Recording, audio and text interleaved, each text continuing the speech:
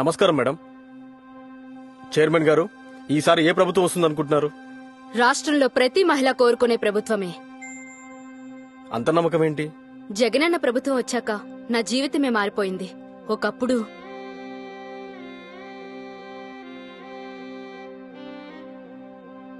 ఏయ్, తొందరగా కాని, బట్టలు ఉతకాలి, గిన్నెలు కడగాలి.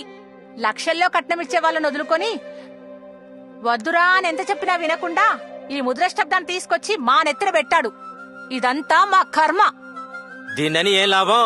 మనకన్నా తక్కువ స్థాయి కుటుంబం అని ఎంత చెప్పినా వినకుండా ఈ దరిద్రాన్ని చేసుకొచ్చాడే మన కొడుకుననాలి.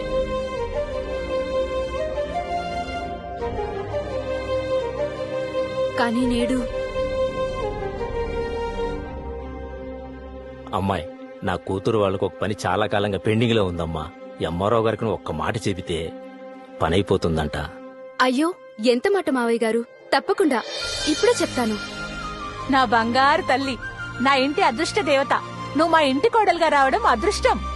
మా జగనన్న ఇంట్లో నా స్థాయిని పెంచాడు, సమాజంలో గౌరవాన్నిచ్చాడు. ఇంతకంటే ఒక ఆడదానికి గొప్ప వరమేముంటుంది? నాలాగే ప్రతి మహిళ జీవితంలో ఏదో ఒక రూపంలో వెలుగురు పంచాడు. మాకంత మంచి చేశాడు. మేమంతా ఆయన రుణం తీర్చుకోవాలి కదా. మరి ఈ రాష్ట్రంలో ఆడవాళ్లు ఏ ఒక్కరైనా పొరపాటునైనా వేరే పార్టీలకు ఓటేస్తారా?